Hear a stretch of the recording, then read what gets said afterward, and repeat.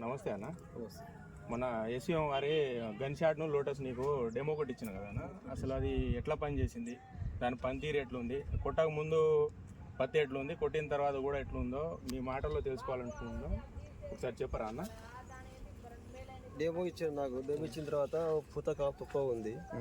ఇప్పుడు ఏదో కుట్టిన తర్వాత డెమో కుట్టిన తర్వాత ట్యాంకులు కుట్టిన తర్వాత పూత కాపు పత్తి అయితే మంచిగా ఉంది. అన్ని నల్లి గిల్లి అన్ని ఏం లేదు దోమ గీమ అసలు ఏం లేదు అసలు. ఇవి మంచిగా ఆకు కూడా మంచిగా ముడత పోయి తేటగా నీట్గా వచ్చింది.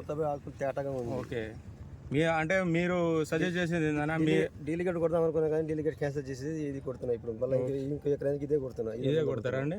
ఓకే, చాలా థ్యాంక్స్ అండి. ఇంకొకటి, మీ ద్వారా ఇంకో 10 మంది రైతులు కొట్టుకోవచ్చు అండి ఈ మందు? కొట్టుకోవచ్చు. పనితీరు అయితే బాగుంది. బాగుంది. ఇప్పుడు పురుగు కానీ ముడత కానీ నల్లి కానీ దోమ గీమ అసలు ఏం లేవు, మొత్తం తేటంగా అయిపోయింది. మొత్తం చూసుకోవాలి సార్. చూడండి కాపు కూడా ఎట్లుందో, మంచిగా ఫ్లవరింగ్ కూడా బాగా వచ్చిందండి. నల్లి గిట్ట అసలు ఏం దోమ గీమ అసలు ఏం లేదు అసలు. ఒకసారి చూపించండి మొత్తం ఎట్లుందో ఒకసారి.